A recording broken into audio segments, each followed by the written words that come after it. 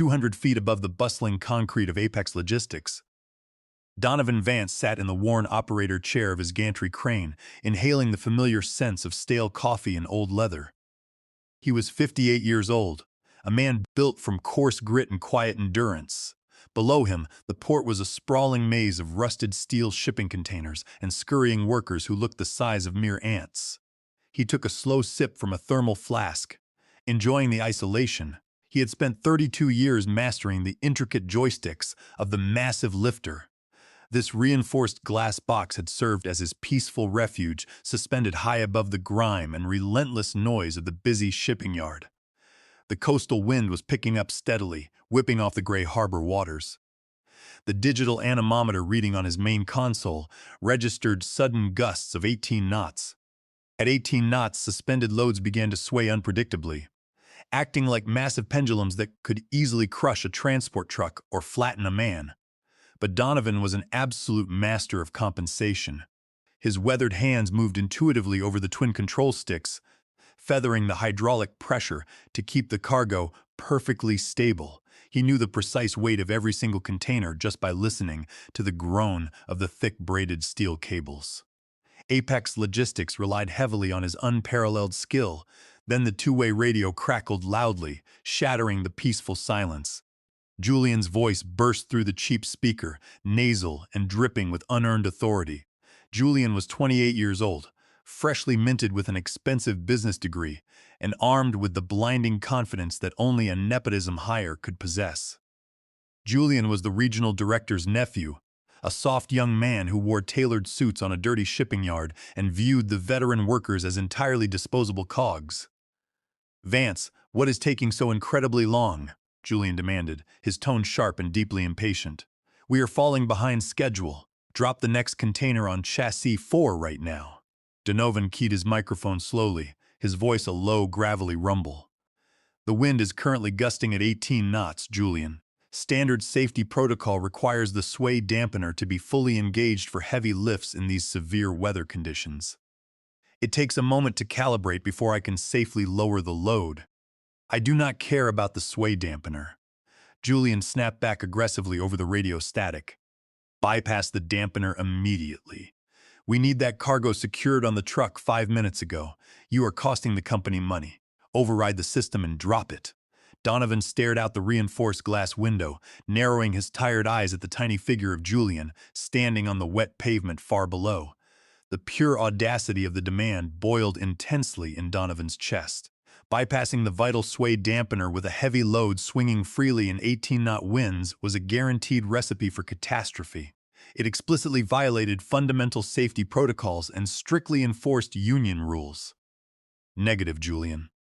Donovan replied firmly, refusing to let his rising anger bleed into his tone. "I am not bypassing the dampener.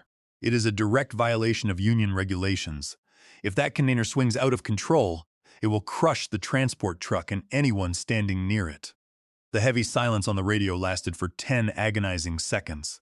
When Julian finally spoke again, his voice was cold, venomous, and dripping with absolute malice. "You are entirely done, Vance. Consider your employment at Apex Logistics terminated as of this exact second. Power down the crane immediately and climb down." Donovan felt his pulse pound violently in his ears. "You cannot fire me for following safety protocols, you arrogant punk. The union will have you out of a job by tomorrow morning." Julian laughed, a cruel thin sound. "The union will not do a single thing for you, Vance. Because when I file my official report in exactly 5 minutes, I am going to tell them that you were noticeably slurring your words. I am going to report that you were operating heavy machinery under the influence of alcohol. I have 3 supervisors down here who will swear they smelled cheap whiskey on your breath this morning. By the time I am finished, you will be stripped of your operating license. Your pension will be voided, and you will never work at any port again." The vicious words hung heavily in the small cab, thick and suffocating. 32 years of spotless service, unbroken loyalty, missing countless holidays to load freight in the freezing rain. All of it was about to be erased by a vindictive child throwing a temper tantrum. His livelihood, his professional reputation, and the pension he was counting on for his fast-approaching retirement were suddenly hanging by a remarkably thin thread. The sheer injustice of the threat burned fiercely through his veins. He looked down at the main console. He was supposed to engage the mechanical parking brakes, kill the main engine, and begin the humiliating climb down the endless steel ladder to face absolute ruin. He thought of Julian waiting eagerly at the bottom, smirking, ready to ruin his life with a fabricated story. A cold calm washed over Donovan.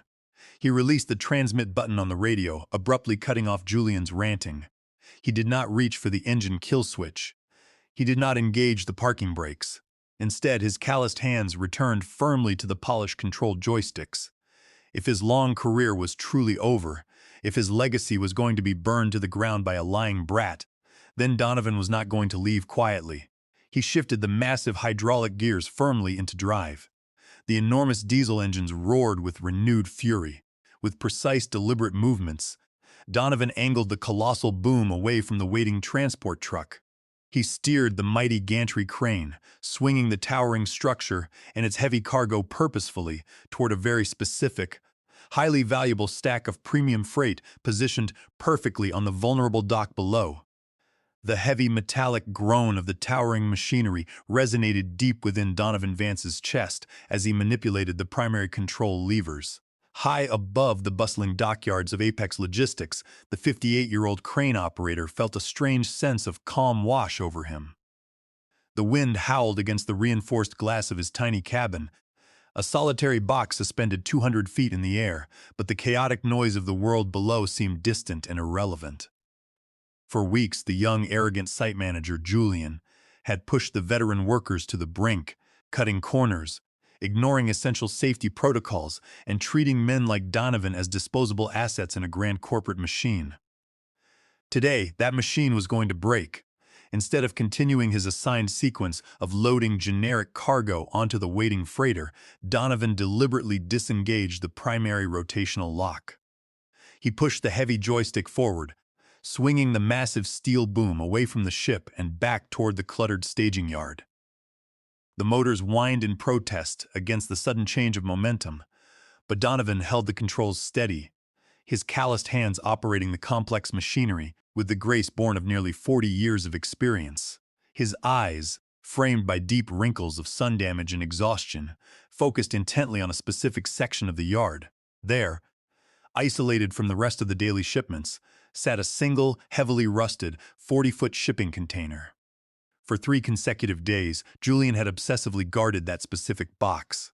He had personally supervised its offloading, banned any dock worker from approaching within 50 feet of it, and frequently paced around its perimeter while talking in hushed, frantic tones on his encrypted satellite phone. The manifest claimed it contained worthless scrap metal destined for recycling, but the intense paranoia radiating from the slick manager suggested an entirely different reality. Donovan expertly maneuvered the heavy spreader mechanism directly above the rusted corrugated roof of the container. With a satisfying clunk that reverberated up the steel cables, the twist locks engaged. He pulled back on the hoist lever, lifting the enormous weight into the sky. Below him, the tiny figures in high-visibility vests stopped their tasks, staring upward in utter confusion as the unauthorized movement caught their attention. Slowly, deliberately, Donovan swung the crane toward the facility's main exit route. The port of Apex Logistics was geographically constrained, positioned tightly between a steep rocky cliff face and the deep harbor waters. There was only one narrow road leading in and out of the sprawling complex, a vital artery essential for the constant flow of commercial transport trucks. Donovan aligned the suspended cargo precisely over the center of this crucial bottleneck. He took a slow, deep breath, tasting the stale, recirculated air of the cabin, and then he released the locking mechanism. Gravity claimed the massive rusted box instantly. The container plummeted toward the asphalt, striking the ground with a catastrophic, earth-shaking impact. The deafening crash echoed across the entire bay, silencing the usual cacophony of engines and sirens. The tremendous force of the sudden stop proved too much for the compromised, rusty structural integrity of the old container. The heavy steel side panels buckled outward, and the thick locking doors burst violently off their heavy hinges. As the dust and debris began to settle on the ruined road, The contents of the supposedly worthless box spilled out into the bright afternoon sunlight. It was not tangled rebar or crushed car frames. Instead, thousands of small, perfectly machined, exceptionally shiny metallic components tumbled onto the cracked pavement.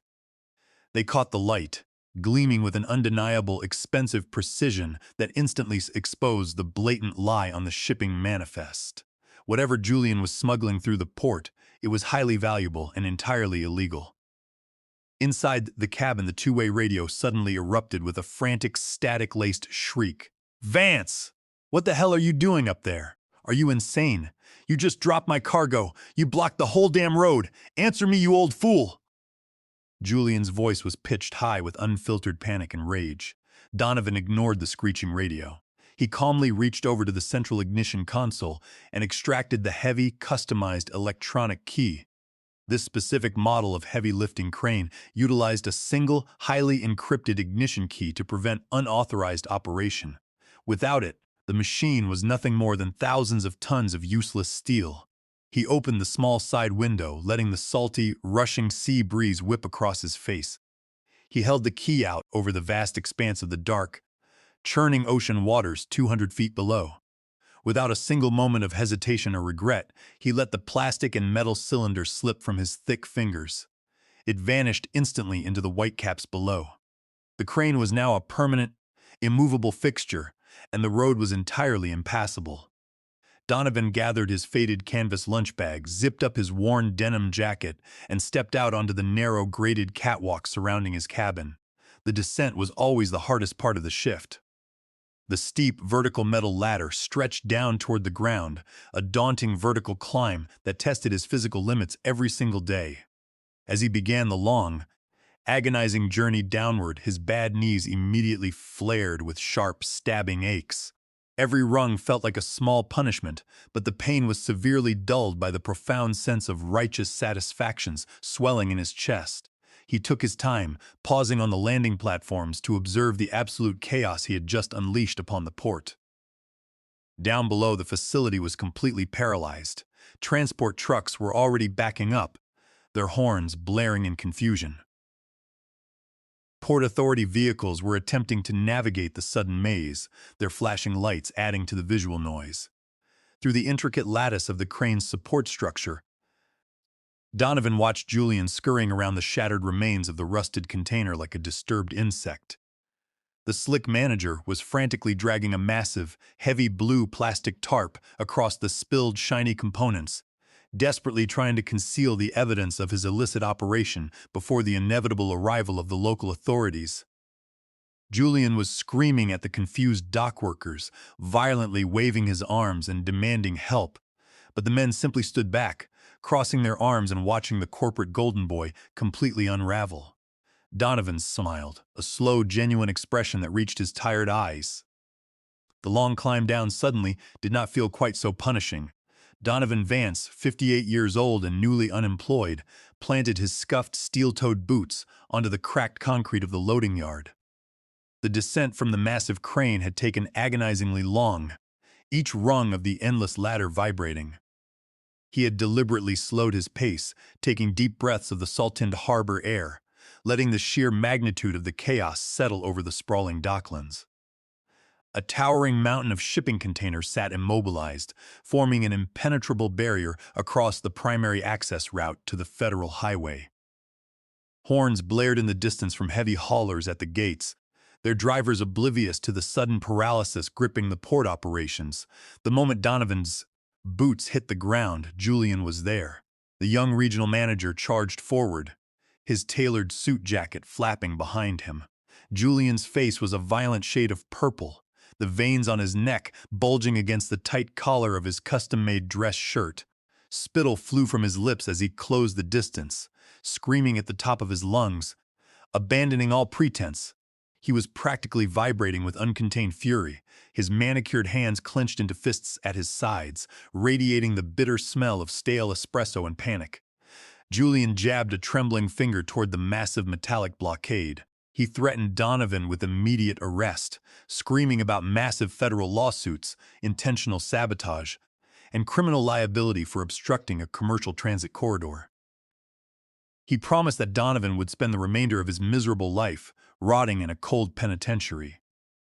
The young manager's voice cracked, demanding that Donovan climb back up the towering ladder and move the container out of the way immediately. Donovan stood utterly still, a weathered statue. He did not flinch, did not raise his voice, and did not break eye contact. He simply crossed his thick arms over his faded denim jacket, letting Julian exhaust his tirade. When Julian finally paused to draw a ragged breath, Donovan tilted his head slightly. His voice was a calm, low rumble that cut through the ambient noise. Donovan reminded the young man that he had been officially terminated 30 minutes prior, his employment contract severed by Julian himself. Therefore, Donovan possessed absolutely no legal authority to operate heavy machinery. As for the unfortunate placement of the massive cargo box, Donovan shrugged, offering a faint, apologetic grimace. He claimed he had experienced a sudden cramp in his hand, causing him to accidentally drop the master operating keys from the cabin, sending them plunging into the dark harbor water below. Without waiting for a response, Donovan turned his back on the spluttering manager. He walked toward the employee parking perimeter, ignoring Julian's renewed shrieks. He reached his battered, faded blue pickup truck, pulled the heavy door open, and climbed inside the worn cab. The familiar scent of old leather and dust offered a strange sense of comfort. He slammed the heavy door shut, twisting the manual lock mechanism into place with a satisfying click, effectively sealing himself inside his own private sanctuary. Donovan reached into his pocket and extracted his mobile phone. He dialed a number he knew by heart. After 3 rings, a gruff voice answered.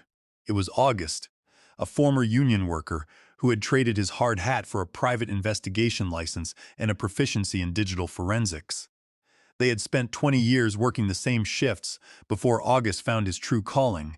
Donovan wasted no time, detailing the morning's abrupt firing and the spectacular parting gift he had left, blocking the main artery of the port. He described the container he had dropped, emphasizing the violent rupture of the metal doors upon impact. He painted a vivid picture for August, describing the distinct, gleaming coils of pristine copper wire and the unmistakable dark, rectangular forms of high-end commercial server racks that had spilled onto the concrete. Rather than the expected scrap, the line fell silent for a long moment, save for the clicking of a keyboard on August's end. Within minutes, the former dockworker announced he had successfully breached the port's inventory manifest system. Cross-referencing the container identification numbers Donovan had hastily memorized, August let out a low, sharp whistle. The digital ledger explicitly classified that specific shipment as low-grade scrap metal, destined for an overseas smelting facility, valued at a fraction of its worth. August's voice grew tight with realization as he pieced the puzzle together. The pristine copper and cutting-edge technology spilling across the pavement were highly valuable company assets, reported as destroyed or lost in internal audits. Julian was running a sophisticated embezzlement ring right under the corporate board's noses, claiming catastrophic insurance losses while simultaneously smuggling the assets out of the country for pure, untraceable profit. The revelation settled heavily in the cab of the truck. Donovan stared out the windshield, watching Julian still pacing furiously near the barricade, desperately screaming into his own mobile phone. August ordered Donovan to stay exactly where he was, telling him to lock down the vehicle and refuse to speak to anyone without representation. August needed time to extract the digital evidence, clone the altered manifests, and package the irrefutable proof of Julian's extensive criminal enterprise before the frantic manager could initiate a remote wipe of the local servers. August told Donovan he needed to stall. He needed to buy them at least 15 minutes of uninterrupted time. Donovan smiled a slow, grim smile, his eyes fixed on the horizon where the main road curved toward the harbor entrance. He told his old friend that stalling would not be a problem. The wail of approaching sirens grew louder, piercing the mechanical hum. Through the cracked windshield of his battered truck, Donovan watched a half-dozen black and white police cruisers, their emergency lights flashing blinding red and blue, tear through the open security gates and screech to a halt around the panicked, cornered figure of Julian. The flashing red and blue lights of the highway patrol cruiser pierced the thick air, casting an eerie glow over the mangled steel and shattered concrete. Officer Davis stepped out of his vehicle, adjusting his utility belt with the calm demeanor of a man who had seen every flavor of disaster. Before the officer could survey the wreckage, Julian was in his face, his complexion furious red, spit flying from his lips as he frantically waved toward the massive rig near the ruined exit. "Officer, you have to arrest him right now!" Julian shrieked, his voice cracking with a hysterical edge that echoed off the stalled vehicles. "That driver, Donovan Vance, he is completely intoxicated. He is drunk out of his mind. He intentionally rammed his truck into the barrier and destroyed the infrastructure just to spite me. I demand you take him into custody this instant." Donovan Vance sat quietly in the driver's seat of his pristine cab, his hands resting lightly on the steering wheel. He watched Julian's frantic display with a detached amusement, his expression impassive behind the glass of his window. The sheer absurdity of Julian's accusations washed over him like a gentle breeze, entirely powerless against the solid foundation of truth Donovan had carefully laid. He had expected the manager to try shifting the blame, but the sheer desperation of the lie was comical to witness firsthand. Officer Davis did not flinch at Julian's outburst. He raised a single, placating hand, a gesture of quiet authority that silenced the sputtering manager. With slow, deliberate steps, Officer Davis walked over to Donovan's truck. Donovan rolled down his window, greeting the officer with a polite, even tone. "Good afternoon, officer," Donovan said, offering his license, registration, and the extensive logbook that meticulously documented every hour of his driving and resting time. "Good afternoon, sir," Officer Davis replied, taking the documents and scanning them with a practiced eye. "The gentleman over there is making some rather severe allegations regarding your sobriety. Standard procedure dictates I administer a breathalyzer test given the nature of this incident. Would you step out of the vehicle, please?" "Of course, officer," Donovan answered, cutting the engine and climbing down from the cab. He stood tall and steady on the pavement, projecting absolute composure. Julian hovered nearby, a triumphant sneer plastered across his sweaty face. He looked like a man expecting a grand prize, rubbing his hands together in nervous anticipation. Officer Davis produced the small device and handed Donovan a fresh plastic mouthpiece. Donovan took a deep breath of the thick air and blew a steady, continuous stream into the machine until it clicked loudly in the quiet afternoon. A tense silence descended upon the chaotic scene as the device processed the sample. Julian leaned in close, his eyes wide, practically salivating at the thought of Donovan being hauled away in handcuffs. Then the digital display flashed its irrefutable verdict. 0.00, Officer Davis announced, his voice carrying the weight of absolute finality. He turned a stern, unforgiving gaze toward Julian. "The driver is completely sober. I would strongly advise you against making false accusations to law enforcement, sir. It is a serious offense that can carry severe penalties." The color drained instantly from Julian's face, leaving him a ghastly pale hue. His mouth opened and closed silently, resembling a fish pulled suddenly from the water. The triumphant sneer melted away, replaced by an expression of pure, unadulterated humiliation. He had tried to play his final, desperate card, and it had blown up spectacularly in his face. But the nightmare was only just beginning for the corrupt manager. Officer Davis walked toward the massive container, resting precariously on the ruined asphalt, examining the heavy chains and the ominous way the trailer leaned under the immense pressure. He pulled a small notebook from his breast pocket and began jotting down observations. Given the extent of the structural damage to the public roadway and the highly questionable state of this oversized load, Officer Davis stated, his pen scratching loudly against the paper, "I have dispatched the State Commercial Vehicle Enforcement Division. They will need to conduct a comprehensive inspection of the entire trailer, the cargo securement, and the weigh tickets before anyone moves a single piece of equipment." A violent shudder ripped through Julian's entire body. The panic erupted into a full-blown inferno of terror. An inspection by state commercial enforcement meant they would discover the colossal weight discrepancy, the forged manifests, and the blatant disregard for every safety regulation. It meant massive fines, revoked licenses, and very likely criminal prosecution for everyone involved in the corporate hierarchy. No, no, you cannot do that, Julian gasped, his voice a pathetic whine. We can handle this internally. It is just a minor spill. We will bring our own crews to clean it up right away. There is absolutely no need to involve state inspectors and create a massive headache. Officer Davis ignored the frantic pleas entirely. He turned his back on Julian and marched toward the center of the road, raising his arms to begin directing the snarled, frustrated traffic slowly around the perimeter of the disaster zone. Realizing the officer was a lost cause, Julian spun around, his frantic gaze locking onto Donovan. Desperation, cold and absolute, drove him forward. He sprinted toward Donovan's truck, where Donovan had just climbed back into the cab and was sitting with the window rolled down halfway, watching the traffic slowly inch past. Donovan, please, you have to listen to me, Julian begged, his hands gripping the bottom of the window frame, his knuckles white with strain. I will give you $10,000. Right now in cash, directly from the company emergency fund. I will give you your job back with a massive raise, full benefits, whatever you want. Just tell them you have a spare key hidden in the cab. Tell them you can move the crane and the trailer off the road right this second before those state inspectors get here. Donovan looked down at the pathetic, trembling creature clinging to his truck.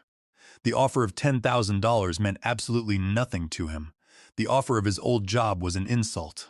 He had meticulously orchestrated this entire sequence of events to expose Julian's systemic corruption and complete disregard for human life and safety. The key is gone, Julian, Donovan says, his voice cold, flat, and devoid of any sympathy. And even if I had it, I would not move this truck an inch for $10,000 or $10 million. You built this trap yourself. Now you get to sit in it and face the consequences of your greed. With a slow, deliberate motion, Donovan pressed the button on his door panel. The electric motor hummed as the thick glass of the window rolled upward. Julian frantically pulled his fingers away, just before they could be crushed, stumbling backward in a daze. You cannot do this to me, Julian screamed, his voice tearing at his throat. He lashed out, kicking the heavy steel rim of the truck's front tire in a futile, childish display of despair. The impact sent a painful jolt up his leg, causing him to hobble backward, clutching his knee and cursing loudly into the increasingly damp air. The sky bruised a deep, dark purple, and heavy, frigid drops of rain began to fall, splattering against the hot asphalt and slicking the twisted metal of the ruined guardrail. The downpour quickly intensified into a torrential wash, soaking Julian to the bone as he stood shivering on the side of the ruined highway. And there, emerging through the dreary gray downpour, their hazard lights flashing a bright, ominous amber, came the heavy utility vehicles of the State Commercial Vehicle Enforcement Division. Ready to tear Julian's corrupt empire down to the very ground, the heavy steel gates of the shipping yard groaned as a sleek black sedan pulled to a halt next to the staging area. Dust from the gravel lot swirled around the tires under the overhead arc lights. Donovan Vance stood firm, crossing his arms. Julian stood a few feet away, his face pale and slick with cold sweat. His smug arrogance had vanished, replaced by nervous energy. Out of the sedan stepped August, wearing a mask of grim determination. Beside him was a sharply dressed woman clutching a leather briefcase. This was the assistant district attorney, known for her relentless pursuit of white-collar crime. August marched straight toward the cluster of police officers waiting for the green light. I have what you need, August declared, handing a rugged tablet to Donovan. I pulled the crane's internal cloud telemetry. Every machine on this yard is wired to the cloud, Julian.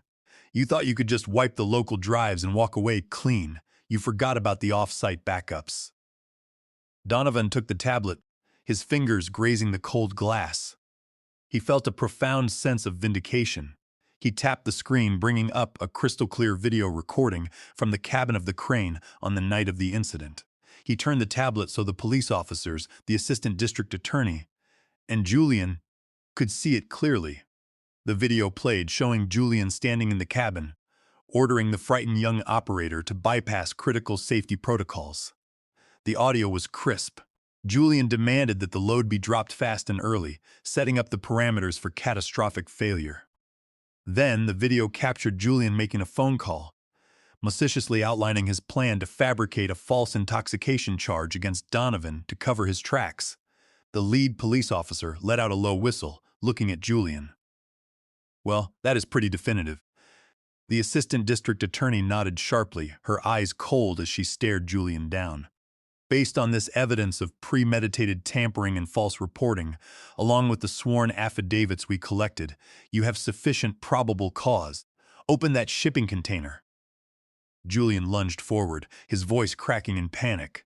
"You cannot do that. That is private company property. You need a warrant." "I am the warrant tonight," the assistant district attorney replied smoothly. "Pry it open, officers." Two burly officers stepped up to the massive metal container, wielding heavy steel pry bars. With a loud metallic screech that echoed off the surrounding corrugated steel walls, the heavy locking mechanism gave way. The heavy doors swung open, a collective gasp swept through the small crowd. Stacked from floor to ceiling were neatly organized pallets of high-grade industrial copper and rows of expensive, state-of-the-art computer servers. "This is exactly what has been missing from the inventory logs for the past 6 months," August stated, shining a powerful flashlight into the dark recesses. "We are looking at roughly $200,000 worth of stolen company assets. Julian has been using safety write-offs to slowly bleed the company dry and stash the goods here for private sale." The lead officer turned to Julian, pulling heavy steel handcuffs from his utility belt. "Julian, you are under arrest for grand larceny. You are also facing serious federal charges. The assistant district attorney has made it clear that you are being charged with violations of Title 18 U.S. Code, Section 1343 for wire fraud, given your use of the company telecommunications network to orchestrate this theft. And you will be answering for a severe breach of fiduciary duty." The metallic click of the handcuffs snapping shut around Julian's wrists was the sweetest sound Donovan had ever heard. Julian offered no resistance. He simply sagged, his shoulders defeated, all the fight draining out of him as he was led away toward the flashing red and blue lights of the police cruisers. The aftermath of that night sent shockwaves through the corporate structure. The subsequent investigation uncovered a deep web of deceit that Julian had been weaving for years. When the trial finally concluded months later, the judge showed absolutely no leniency. Julian was sentenced to 10 years in a federal penitentiary, a fitting end for a man who built his career on the broken backs of honest workers. As for Donovan, the corporate office issued a public apology.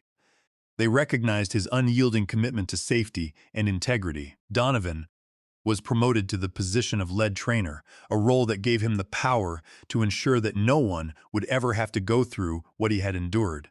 On a quiet Sunday evening, Donovan sat on his wooden front porch, a steaming mug of black coffee resting in his hands. He took a slow, deep breath, feeling the cool evening air fill his lungs. The stress that had weighed on his chest for so long was finally gone, replaced by a profound sense of peace. It had been a long, brutal fight, but he had won. Bullies like Julian thrived on fear and silence, relying on the assumption that honest people would roll over and accept their fate.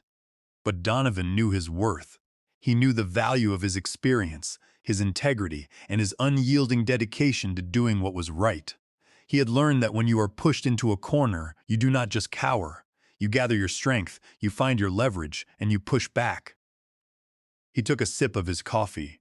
The world was still, and for the first time in a long time, Donovan Vance felt completely in control of his own destiny. The battle was over, and he was finally ready to move forward.